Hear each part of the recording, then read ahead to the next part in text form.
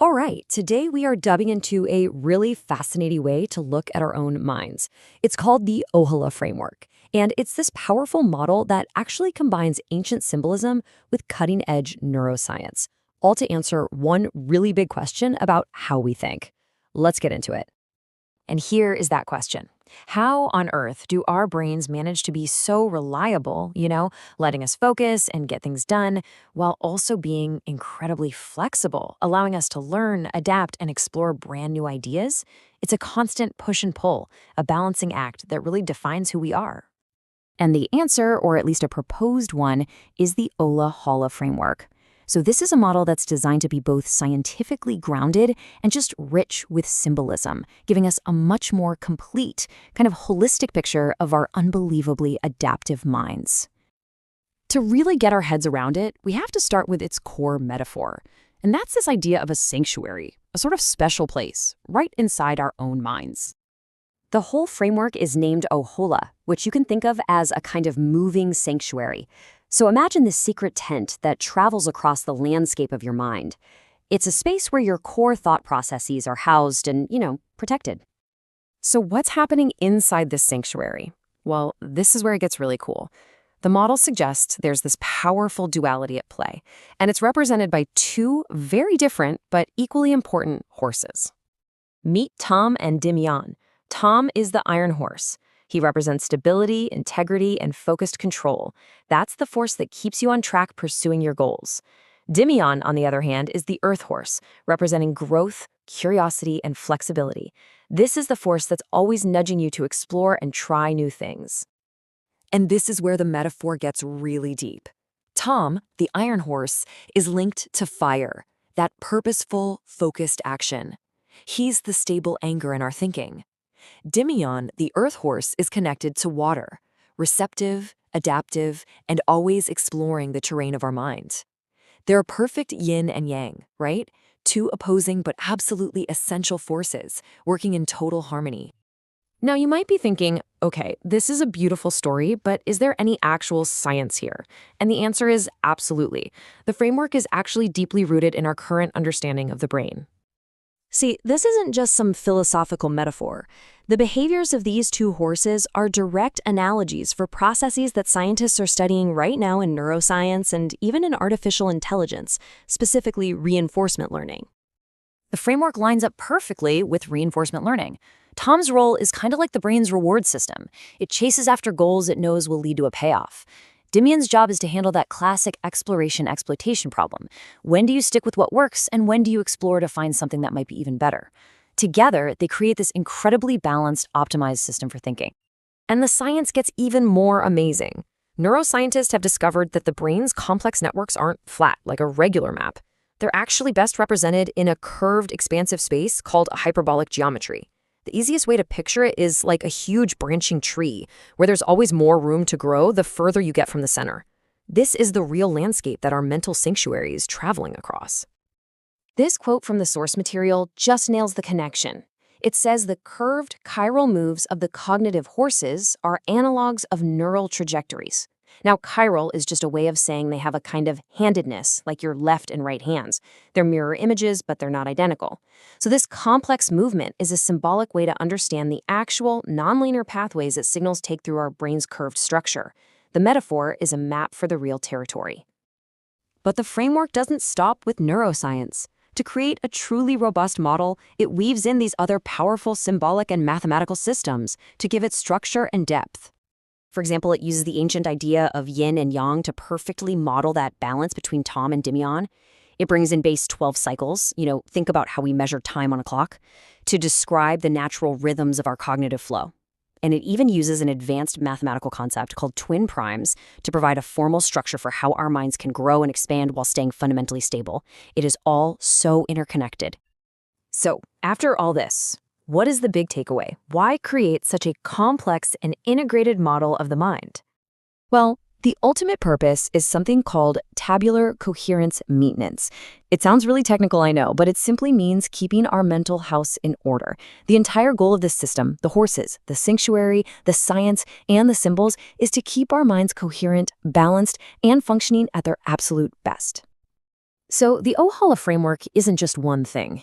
It's a powerful, unified map. It takes cutting-edge neuroscience, computational theory, mathematics, and timeless symbolism and weaves them all together into a single, cohesive story to help us grasp the incredible adaptability of the human mind. And that brings us to a final thought. If your mind really is this sanctuary with these two fundamental forces inside, take a moment and ask yourself, which horse are you listening to right now? The iron horse of stability or the earth horse of growth?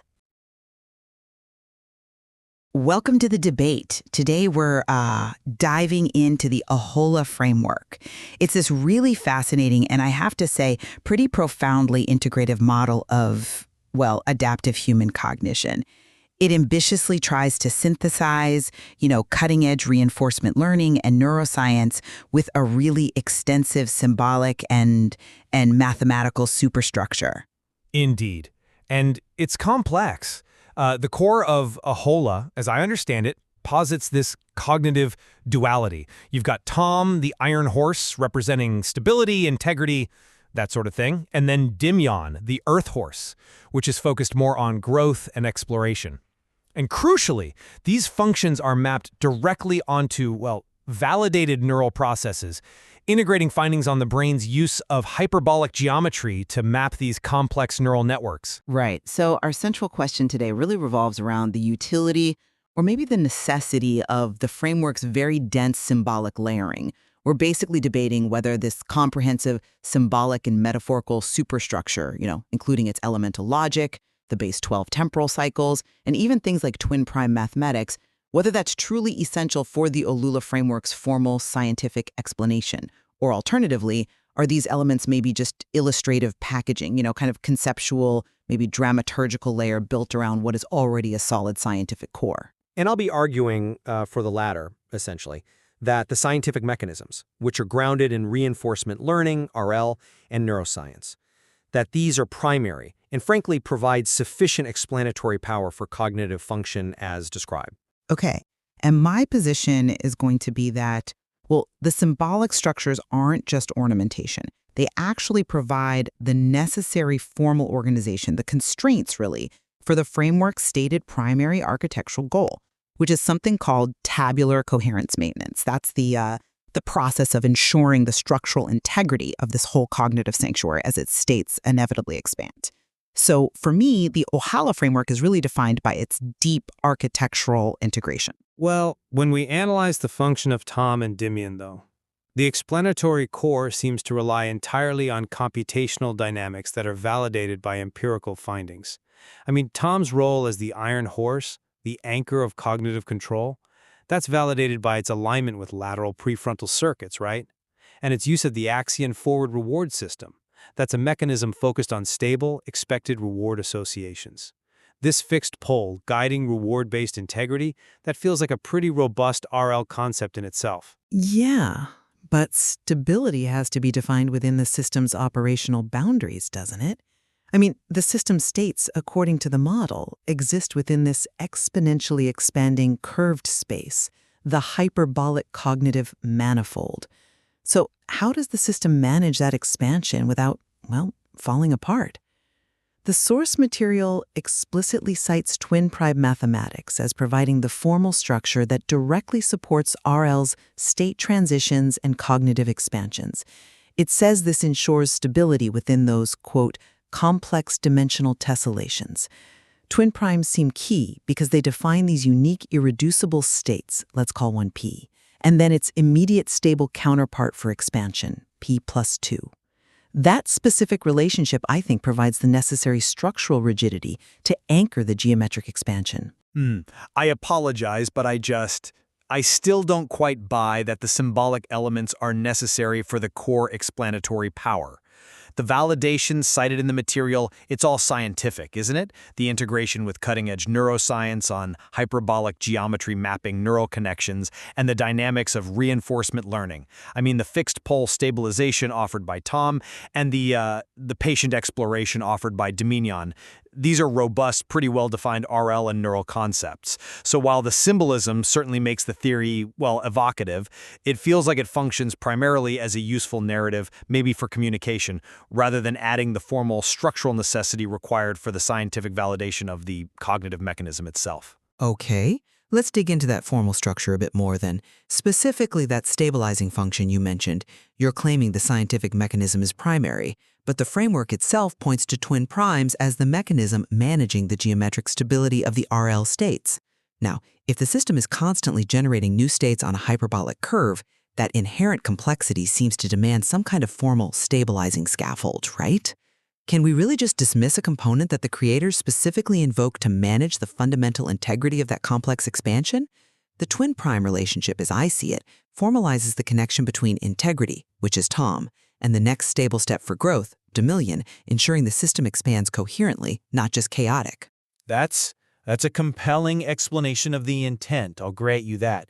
But if you considered that maybe the curved chiral moves of the horses themselves, that movement described in the framework, are the primary symbolic analogs of the nonlinear neural trajectories within the hyperbolic space.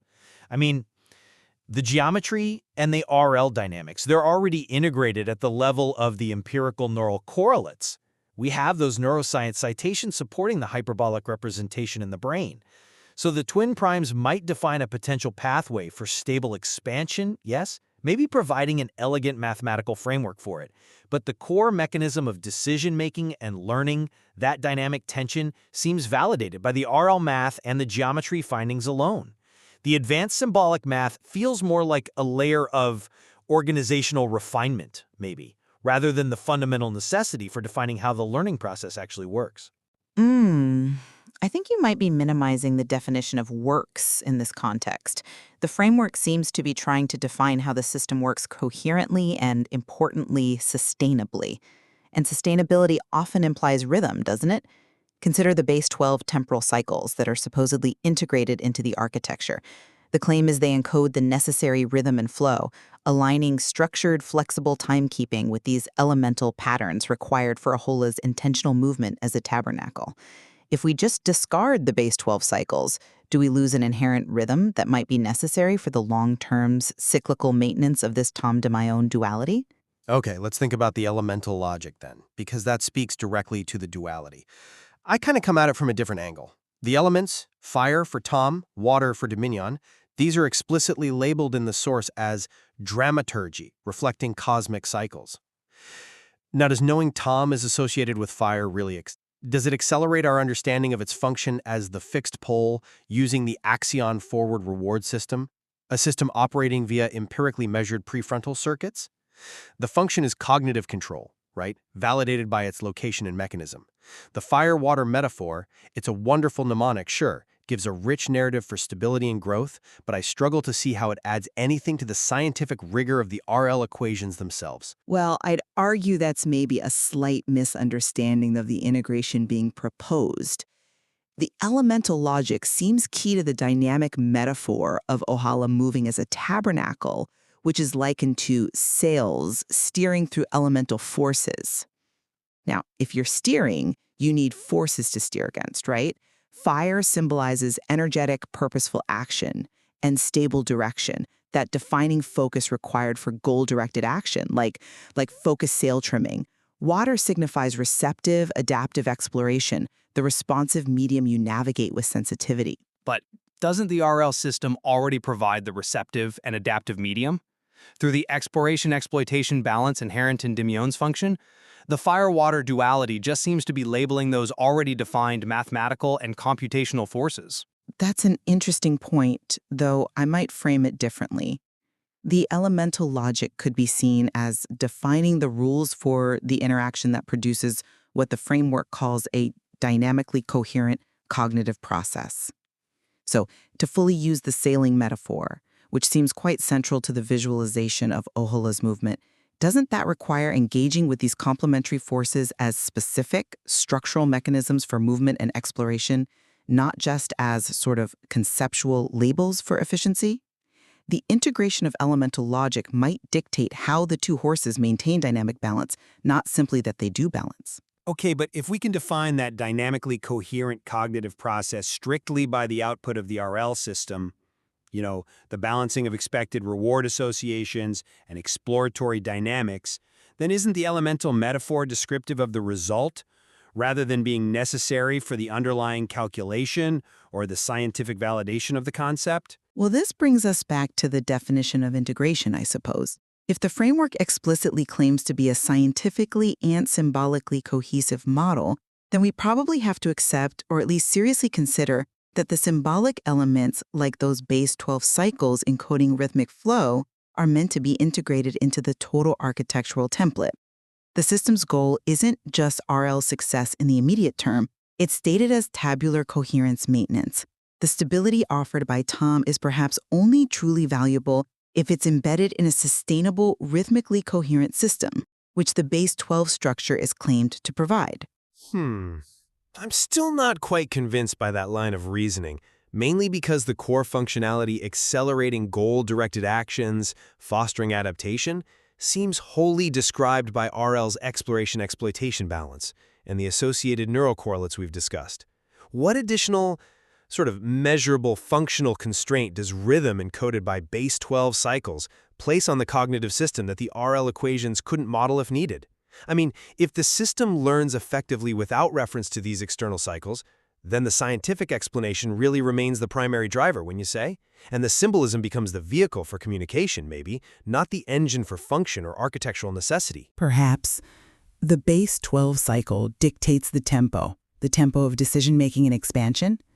If the system expands its state space too rapidly, maybe, or tries to execute these complex dimensional tessellations outside of defined rhythmic constraints, maybe the whole structure of the cognitive sanctuary, the Oholah tabernacle, becomes unstable.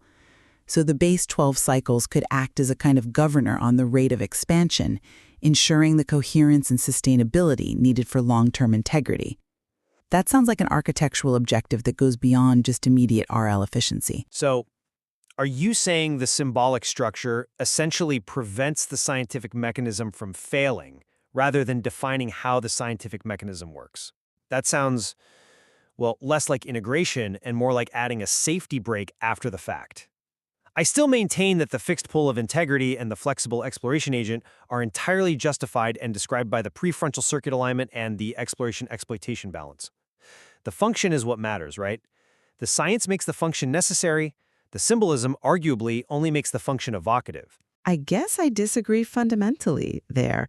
I see the symbolic architecture as providing the stable, rhythmic foundation, the deep structure, upon which the RL dynamics are allowed to operate without potentially catastrophic structural failure. In this view, the architecture is part of the function. The complexity of the hyperbolic space, arguably, requires something like the twin prime mathematics to define a stable expansion path. Well, while the symbolic structure certainly lends an elegance, I'd say the profound insight of Oholah really lies in validating the cognitive duality, Tom and Dimion, through established, testable scientific mechanisms, reinforcement learning, and those measurable hyperbolic neural representations. For me, the core template for adaptive human cognition rests firmly on the empirical evidence underpinning the fixed pole of integrity and the nurturing agent of growth. The scientific core is what drives the functional utility. And I would argue the necessary symbolic architecture dictates the form, the coherence, and the sustainable rhythm required for that utility to persist within an ever-expanding cognitive landscape. A valuable articulation of the framework's apparent intent, certainly. Well, both perspectives, I think, illuminate the highly intricate and layered construction of the Oholah framework. This discussion really demonstrates that fully grasping adaptive cognition might require sophisticated integration, whether you view it primarily through a strictly scientific lens focused on mechanism and efficiency, or through a more holistic, symbolic architecture focused on structural coherence and long-term stability. There is clearly much more to explore in how these components truly interact to maintain the integrity of this Oholah sanctuary. All right, let's dive right in.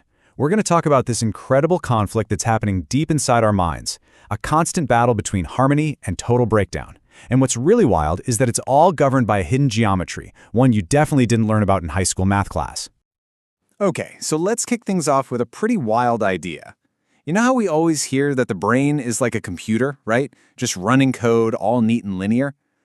But what if that's just completely wrong? What if your mind is actually more like an expanding universe with its own bizarre and beautiful geometry? So how on earth could the brain operate like a universe? Well, it all kicks off with this really fascinating discovery coming out of neuroscience. It turns out, the very shape of our thoughts, it's just not what we've always been led to believe. Yeah, you heard that right. It's a surprise, for sure. Research into the hippocampus, the brain's headquarters for memory, is showing that our neurons don't map the world in straight lines like some kind of flat grid. Nope. Instead, they use this incredible, curved, expansive geometry, almost exactly like the fabric of an expanding universe. So what in the world is hyperbolic geometry? Okay, picture this.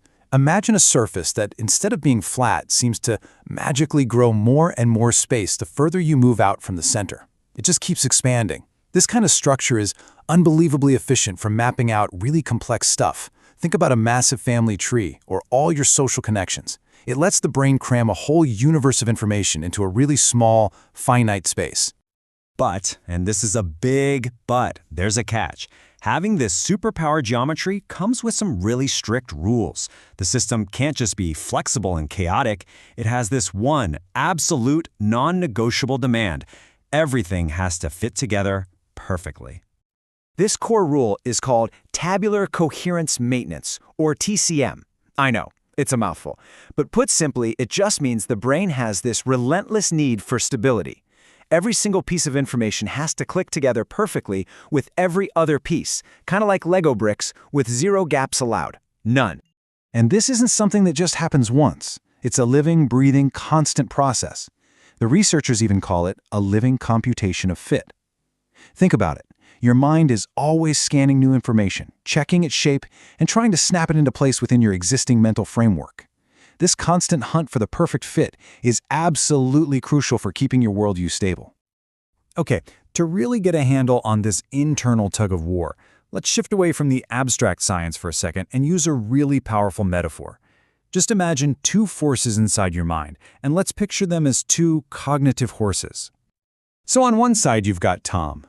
Tom stands for integrity. He's like the fixed anchor, the North Star, totally committed to structural truth. And on the other side, you've got Demian. Demian is all about imagination, that curious, flexible force that's always exploring new ground and bringing back new ideas. And what's so cool is how this duality shows up in all these different analogies. Tom, our horse of integrity, is the iron horse. He's that fixed, unmoving anchor. In a game of chess, he represents the rules themselves. On a sailboat, he's the helm and the anchor. Then you have Demian, imagination, the earth horse. Demian is dynamic, nurturing. In chess, Demian makes all the creative moves within those rules. On the boat, Demian is the one who's actually adapting to the wind and the water. Now, for the mind to work at its best, these two forces can't just be roommates. They have to achieve this perfect balance, something that's been called a secret marriage. Demian's wild, boundless curiosity has to be constantly, rigorously curved back towards Tom's fixed pole of integrity. Because if that balance is lost, the whole system just flies apart into chaos. And that right there brings us to the absolute heart of the matter. What happens when this internal system succeeds? And what happens when it fails? The stakes, as you can imagine, are incredibly high. It all leads to one of two very different states: rapture or rupture. Let's start with the good stuff, rapture. Now, this isn't some kind of mystical, airy-fairy term. It's a very real cognitive state of perfect structural coherence. You know that incredible aha moment you get when everything suddenly just clicks into place? That's it. That's rapture. It's when the geometric fit of an idea is successfully validated by your brain. And guess what? That feeling has a real biological name. It's called the action format reward. When your brain nails that perfect fit, a part of it that basically acts like a decision detective, the orbitofrontal cortex unleashes this powerful reward signal. It is, quite literally, a pat on the back from your own brain. And the description of this experience is just perfect. It's not some subtle little feeling of satisfaction. It's described as a literal jolt of validation. It's your brain's way of stamping this new mental structure with a big seal of approval, saying, yep, structural coherence achieved. System is stable, we're good to go. But what happens when that validation doesn't come? When it fails? That's when the system plunges into rupture. This is the absolute failure state. It's a complete fragmentation of the mind's geometric grid. And it's often caused by being forced to operate in a way that just goes against its very nature, like trying to force flat linear thinking onto a mind that's built to be hyperbolic. And the difference in the amount of mental energy this takes is just staggering. Rapture is a state of low effort, high competence. Your mind is just humming along at peak efficiency. Rupture, on the other hand, shoves the mind into high-effort compensation, where it's just desperately scrambling to patch together a broken, fragmented structure. The effects of rupture are, well, they're devastating. That fixed anchor of integrity, Tom, gets lost. It can even morph into a state of total fragmentation. This is often kicked off by something called moral injury, a profound break in trust, maybe from a deep betrayal. And the result is this severe multisensory stress. The internal grid becomes so unstable that even your sense of touch can start to feel inconsistent and unreliable. Think about that. So, okay, if rupture is the disease, then what's the cure? Well, it turns out the solution is actually built right into the system itself. Healing happens by restoring that perfect coherence, by getting the mind back to its native, most efficient way of working. Remember that Axion format reward we talked about? That jolt of validation? Well, it's not just a cookie for getting the answer right. It is the curative force. It's the actual medicine the system uses to repair the damage. And the healing process follows this really clear chain of events. First, the mind has to find that perfect geometric fit. That's step one. Then, that triggers the jolt of validation. And that reward signal, in turn, immediately starts to soothe all that multisensory stress. It heals the structural wound, and it brings back that feeling of stability and reliable feedback from your senses. So, at the end of the day, healing isn't about learning to live with the broken pieces. It's about restoring the mind's natural, super efficient way of operating. It's all about getting back to that awesome state of low effort, high competence. So the brain can stop wasting all its energy just trying to compensate for a broken system. And all of this leaves us with one last, really big question to think about. This whole framework suggests our minds have a natural, geometrically elegant way they want to operate. So, you have to wonder, how much potential, how much creativity, and how much simple well-being are we losing collectively when our schools, our jobs, and our social systems completely ignore, or even worse, actively violate our mind's native geometry? Welcome to this deep dive. Today we're tackling something truly unique. The sources you've shared. Well, they lay out a model of the human mind that seems to defy easy categorization. We're talking about the Oholah Framework. It really is an ambitious piece of work. Most cognitive models, they try to stick to their lane. Computational, neurological, maybe psychological. Right. But Oholah, it just throws those boundaries right out. It attempts to describe how we adapt, how we think, by weaving together things like cutting-edge neuroscience reinforcement learning, specifically with some really profound, almost ancient symbolism. That combination is immediately striking, isn't it? You see terms that feel like they belong on different planets, let alone in the same framework. Things like iron horses, base 12 cycles, and then suddenly hyperbolic geometry. It's this blend of the old and the very, very new. Exactly. And that's the core claim, the intellectual jump it makes. The framework insists these symbols aren't just, fancy window dressing. They're presented as necessary architectural principles. They provide sort of structural templates for how cognitive processes actually run. So it takes how the reinforcement learning, the neural geometry, and grounds it in this bigger, more resonant story. Precisely. It gives it a narrative structure. Okay, so our mission today, for you listening, is to get past that initial maybe confusion or surprise at the terminology. We want to unpack this synthesis layer by careful layer. Right. The goal is to give you a really comprehensive understanding of how these components, which seem so different on the surface, ancient symbols, cutting-edge math, RL, how they actually form a cohesive picture of how you think, how you grow, how you adapt. We want you to leave understanding the mechanics of that internal push and pull. And we'll show you, importantly, that even with all the symbolic language, the framework is aiming for genuine scientific validation. We're going to be exploring this idea of a cognitive sanctuary, Oholah itself, and how it maintains its integrity, not by staying still, but through this constant dynamic tension. A tension between its two key metaphorical forces we'll get into, Tom and Dimian, the horses, as they navigate this incredibly complex, curved space inside your own mind. It's a very active, very strategic model. Okay, a lot to unpack there. Let's start right at the core, the container itself. Okay. So, Oholah, that's the centerpiece. The sources define it metaphorically. It's called a tabernacle, or maybe more accessibly, a symbolic cognitive sanctuary.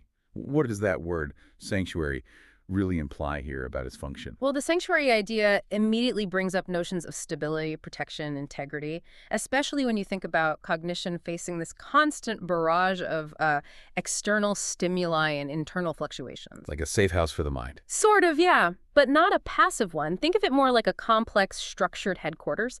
It houses the most critical cognitive resources. The framework suggests that cognition isn't just, data flowing through pipes. It's a dynamic structure. And that structure has to maintain its coherence, its internal consistency, while also constantly moving, adapting to new information. The sanctuary represents that architectural commitment to holding things together, to integrity. And inside this sanctuary, we have the core processes. The main goal, according to the sources, is supporting something called tabular coherence maintenance. That sounds quite technical. Like you said, database management, but for thoughts. That's actually a really good way to think about it. Imagine your mind holds this vast, constantly updating table facts, memories, beliefs, learned reward structures, rules for behavior, everything. Right. Tabular coherence maintenance is the active, ongoing process of making sure everything in that table stays consistent, accessible, and doesn't contradict itself, especially as new information, new experiences, new learning keeps coming in. Because if it starts contradicting itself, the whole system breaks down. You can't make reliable decisions. Exactly. Without coherence, you get fragmentation, confusion, paralysis. So the Oholah sanctuary is the mechanism, the structure, that actively protects and maintains that crucial functional integrity. Okay, so the sanctuary provides the stability, the integrity, but you mentioned it's not static. It moves intentionally across what the sources call the cognitive landscape. And there are two specific analogies given for this movement, which seem to hint at this duality you mentioned earlier. Yes, the dual analogy is really key here.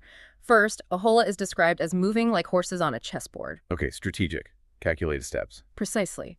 It suggests discrete moves, constraints, intentionality, almost like a turn-based assessment of states and potential outcomes. There's a structure, a set of rules to the movement. That covers the structured, maybe logical part, but then it's also compared to sails steering through elemental forces. That sounds much more fluid, more adaptive.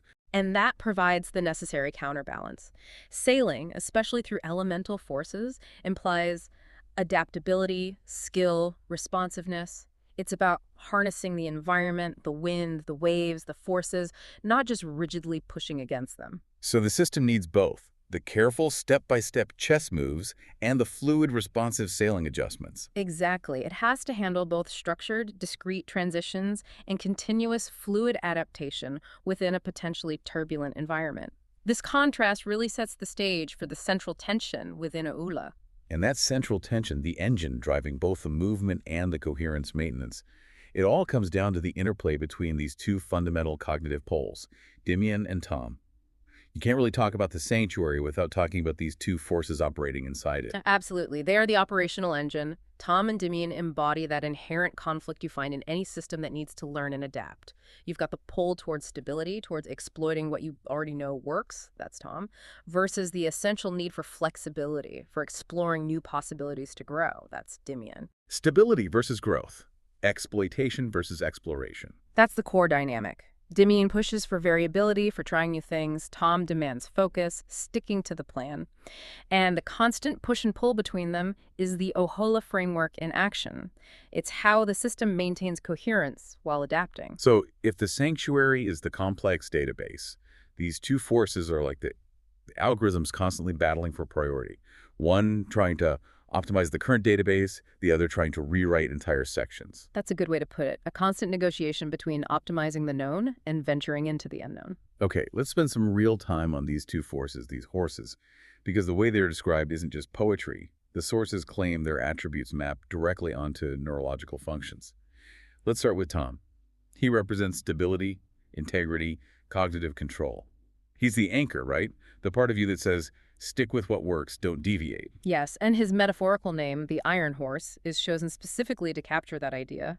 Iron suggests strength, resilience, a reliable structure that holds its form under pressure. Ben. Exactly. It's the rigid framework you sometimes need for focused forward momentum. Without Tom, the system would just be, well, all exploration, potentially chaotic, with no stable ground. And the framework even gives him an elemental logic. Tom aligns with fire. What's the thinking there? Fire means energy, purpose. Fire symbolizes that energetic, purposeful action, yes, but also stable direction. Think back to the sailing metaphor, Tom, is like focused sail trimming. You're harnessing the wind's energy efficiently, but keeping a very fixed course towards a specific destination, a goal. So it's controlled energy, focused, maybe even aggressive execution of a known successful plan. That's Tom. Control, focus, exploitation of the known reward path. All right, now for his counterpart, Dimian. If Tom is the focused, fiery, ironclad stability, Dimian must be the agent of, well, change, fluidity. Precisely. Dimian represents growth, exploration, and flexible cognitive mapping. He's the part of the cognitive system that ensures you don't get stuck in a rut, that you avoid inertia. He pushes for adaptation. His metaphor is the Earth horse. Now, Earth sounds solid, not fluid. How does that fit with exploration and flexibility? That's a good point. The sources clarify this. Think of Earth not just as solid rock, but as the ground from which things grow. It implies fertility, nurturance, receptivity. It's the foundation, the substrate upon which new structures, new understandings can be built. Okay, so it's about potential, about nurturing new growth. Exactly. And his elemental logic aligns with water. Water signifies that receptive, adaptive exploration. It flows, it takes the shape of its container, it finds paths around obstacles. It adapts. Right. It's about navigating the complex seas of information and possibility with sensitivity, adapting to the currents and tides, rather than trying to force a single, rigid path like Tom's fire might. Now, this sounds elegant, these elemental pairings, fire and water, iron and earth.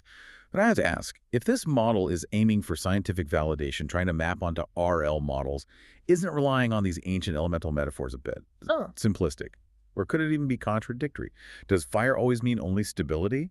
Or water only exploration? That's a really important question, and it goes to the heart of how the framework uses these symbols. It's not presenting them as simple, static labels. It's using them to represent a dynamic field of complementary forces. Think less like fixed categories and more like, say, yin and yang, which, incidentally, the framework also incorporates, as we'll see. Ah, okay. So they moderate each other. Precisely. Fire, Tom's focused energy, needs water, Dimian's adaptability, to prevent burnout or becoming too rigid. Water needs the containment and direction of fire, Tom's structure, to avoid aimless diffusion. They are designed to be in constant interaction, managing each other. The elements represent the qualities of the forces in that dynamic interplay. Okay, that makes more sense. Let's ground this firmly in the science now. Yeah. You said Tom and Dimian map onto specific concepts in neuroscience and reinforcement learning. Can we get into the mechanics of Tom's function, what's happening under the hood? Right. So Tom's role is strongly linked to prefrontal cortex functions, the brain's executive control center. And crucially, the framework ties him to something specific called the axon forward reward system. Axon forward reward. What makes that different from, say, a standard dopamine-based reward signal or prediction error? A standard prediction error signal basically flags the difference between what you expected to get and what you actually got. Oops, less reward than I thought, or wow, more. The axon forward system, as described here, is subtly different. It's focused less on the surprise and more on the confidence and efficiency of the predicted path to reward. So it's not just, did I get the reward? It's more like, how certain am I that this specific sequence of actions will lead to the maximum expected reward, and how quickly and reliably can I execute that sequence? Tom is calculating the optimal path for exploiting existing knowledge to get a known reward with high confidence. He demands integrity and control along that known path. Exactly. He resists deviation because deviation inherently introduces uncertainty, risk, and potential inefficiency from his perspective. Why explore when this path is proven? Okay, so Tom drives us to get really, really good at what we already know how to do, maximum exploitation. But the downside, as any RL researcher knows, is that too much exploitation means you never find anything better. That is precisely the failure mode Tom, if unchecked, leads to. You become incredibly efficient at a task, but you might be stuck in what's called a local optimum. It's a good solution, maybe even great, but it prevents you from ever discovering the truly best solution that might lie beyond your current exploration boundary. Which is where Dimian, the Earth Horse, the nurturing agent, comes into play. Yes. Dimian embodies those necessary exploratory dynamics. His function is entirely consistent with managing that crucial exploration-exploitation balance that's so fundamental in reinforcement learning. He introduces the variation needed for growth. Right. Dimian fosters adaptation by gently, or sometimes not so gently, nudging the system away from the Iron Horse's rigid certainty. He encourages sampling new actions, exploring untested states, taking risks that Tom would veto. His job is to expand the map, not just optimize the known routes. So that internal conflict many of us feel, stick with the safe, comfortable job versus taking a leap on a risky but potentially more fulfilling venture, that's literally the Oholah Framework in action. That's Tom and Dimian battling it out. That's exactly how the framework conceptualizes it. It's the Iron Horse, Tom, maximizing the known reward and stability of the current situation, versus the Earth Horse, Dimian, pushing for that adaptive, potentially messy, but ultimately growth-oriented exploration. It definitely makes those internal debates feel a bit more epic. It does. It takes what could feel like purely mechanical computation and frames it as this dynamic interplay of powerful internal forces. The framework uses the symbolism, the horses, the elements, even hints of cosmic cycles to make that functional split, that computational tension, feel deeply intuitive and meaningful. Okay, we've established this core duality. Tom, the Iron Horse, driving stable exploitation, and Dimian, the Earth Horse, enabling adaptive exploration. We know their interaction aims to model a dynamically coherent cognitive process. Now, we need to get to the validation, the part that aims to take this beyond just a powerful metaphor. The RL mechanism is the first step, Tom setting the reward goal, Dimian driving the adaptive search. But you mentioned the framework takes another critical step, integrating this with geometry. Yes, and this, for me, is where the Oholah framework becomes truly fascinating and potentially groundbreaking. It connects the functional dynamics of Tom and Dimian directly to the structure of the space in which cognitive processes operate. The structure of this space. Right. The crucial geometric link here is the framework's integration with some very recent, very exciting findings in both neuroscience and theoretical AI. These findings strongly suggest that the brain's networks, which have to represent incredibly complex hierarchical relational structures like family trees or language semantics. Things with lots of branching connections. Exactly. Those structures are best represented mathematically, not in standard flat Euclidean space, but in hyperbolic geometry. Okay, hold on. Hyperbolic geometry. Most of us think of geometry as, lines and angles on a flat plane, like in school. Why would the mind need something curved and weird? What is hyperbolic space? Think about it this way. In flat Euclidean space, like a sheet of paper, if you draw concentric circles, the circumference grows linearly with the radius. Doubling the radius doubles the circumference. But many real-world complex networks, social networks, the internet, biological taxonomies, and potentially neural networks, they don't grow linearly. They branch out exponentially. Like a tree, the number of leaves grows much faster than the height of the trunk. That's a perfect analogy. Hyperbolic space is a type of space that is intrinsically negatively curved. What that curvature does is allow the space itself to expand exponentially. It has vastly more room at the periphery than flat space does. This makes it naturally suited for embedding these hierarchical, tree-like structures without squishing them or distorting the relationships between distant nodes. So if I try to map my social network onto a flat piece of paper, distant connections get forced close together unnaturally. But in hyperbolic space, there's enough room to represent those complex branching relationships faithfully. Precisely. Neuroscientists are finding evidence that mapping neural activity onto hyperbolic space might better explain how the brain efficiently represents complex relationships and performs computations like hierarchical reasoning or navigating abstract conceptual spaces. It allows for efficient compression of high-dimensional information into lower-dimensional cognitive maps. Wow. Okay, so the cognitive sanctuary, Oholah, isn't just moving pieces on a flat chessboard. It's navigating this incredibly complex, curved, exponentially expanding terrain. Exactly. And this is why the movement of the horses becomes so critical and geometrically significant. The sources describe Tom and Dimian's movements not as simple steps, but as curved chiral moves. These aren't just metaphorical descriptions, they're intended as symbolic analogs for the actual nonlinear trajectories that neural activity follows when navigating this hyperbolic cognitive space. Curved chiral moves. Let's break down chiral. That means handedness, like left and right hands. Yes, chiral means handed, or asymmetric. Your left and right hands are mirror images, but you can't perfectly superimpose one onto the other. In this context, a chiral move is a transition within that hyperbolic space that is fundamentally asymmetric. It's not just moving forward or backward along a straight line, because straight lines work differently in curved space. Right. It's a specific curved trajectory that strategically uses the inherent curvature of the hyperbolic space. It might be a way to maintain stability while shifting position, or a way to find a novel connection across different branches of the hierarchy. It implies a sophisticated, non-trivial navigation of the geometry. So Dimian, the Earth horse, isn't just wandering randomly when exploring. He's executing these complex, curved chiral maneuvers within the hyperbolic manifold to find new information or connections. That's the idea. It elevates exploration from random search to strategic geometric navigation. And importantly, Tom and Dimian have distinct geometric roles that reinforce their duality. Okay, what are their roles in this space? Tom, the iron horse, is described as acting like the fixed pole stabilizing the hyperbolic cognitive manifold. Think of him as providing a gravitational center, an anchor point. Even though the space itself is curved and potentially expanding, Tom ensures there's a stable reference point, tied to reward integrity and cognitive control.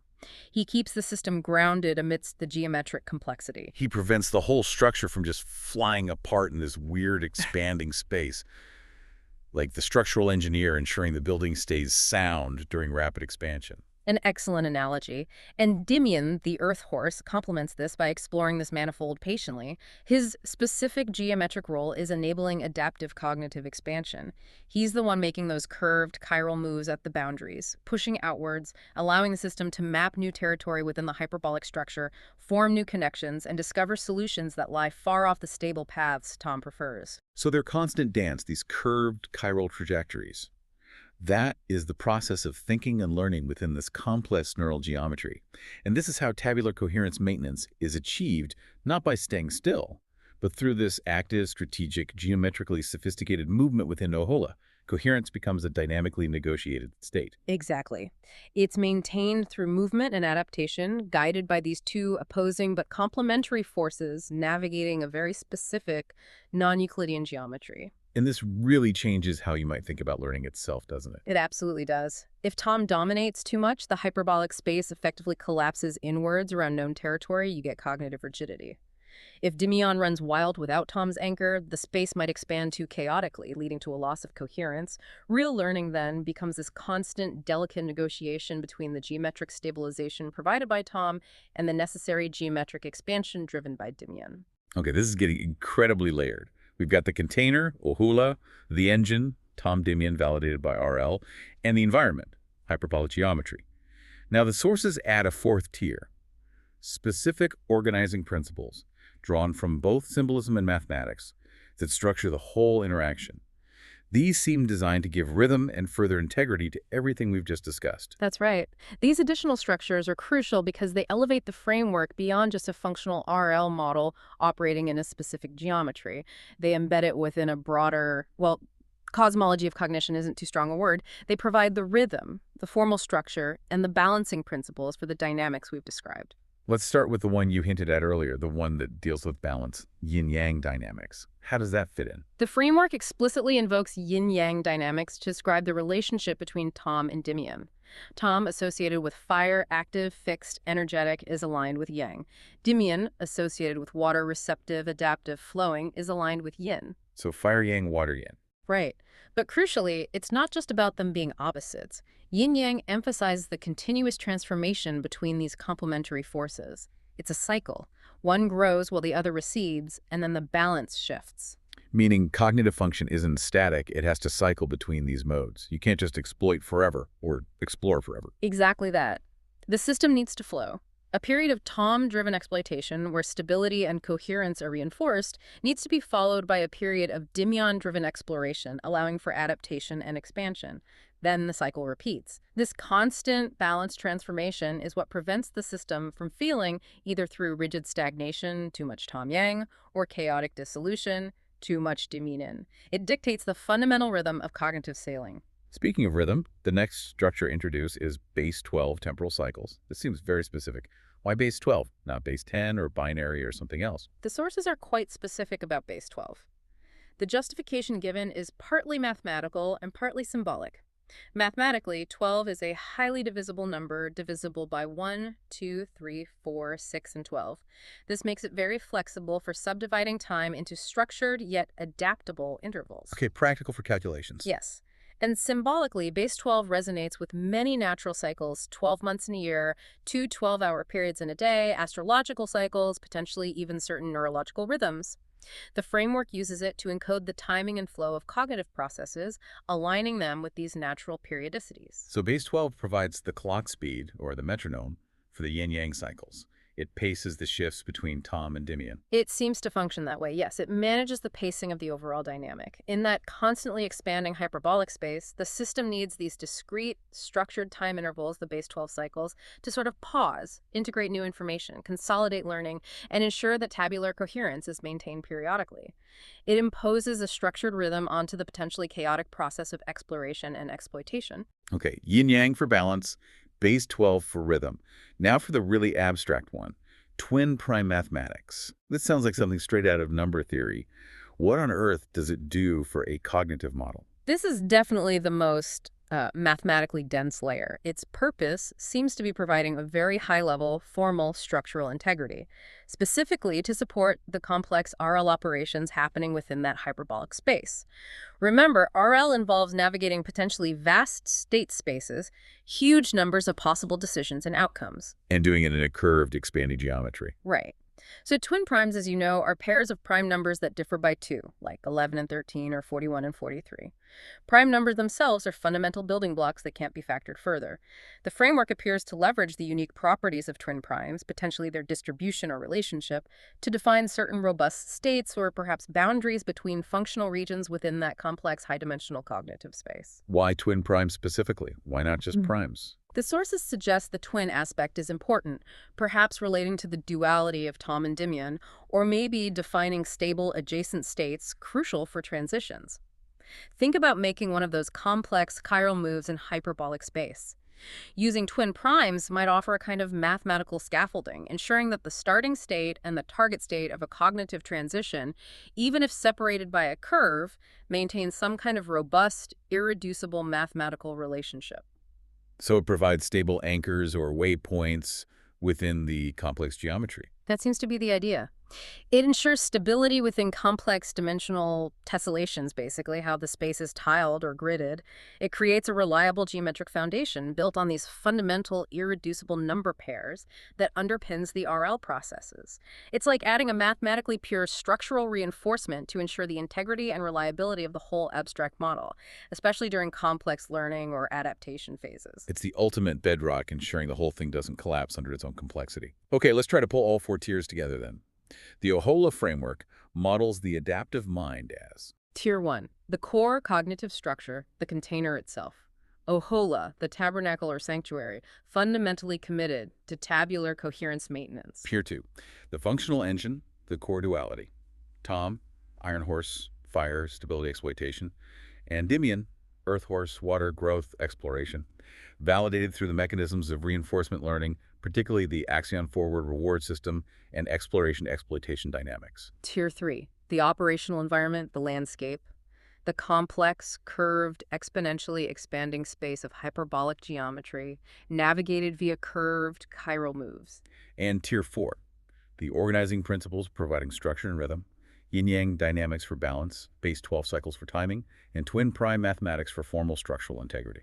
It's quite a construction, as you said, not just a model, but a whole cosmology for how adaptive thought might function strategically, geometrically, and cyclically. A system that intrinsically understands that stability and change aren't enemies, but necessary partners in a constant dance. #tag conclusion and final thought. Looking back at it all, what makes the Oholah framework so compelling, I think, is precisely that integration. It doesn't shy away from using these powerful, deeply resonant metaphors, the horses, the elements, the sanctuary, but it uses them to illuminate and make intuitive some really complex scientific ideas. Ideas like the axion-forward reward system or the implications of hyperbolic neural geometry, which are otherwise pretty opaque for most of us. Exactly. It grounds the abstract science in something relatable. It provides this unique lens, forcing us to see our own cognitive processes not as static computation, but as this constant dynamic balancing act.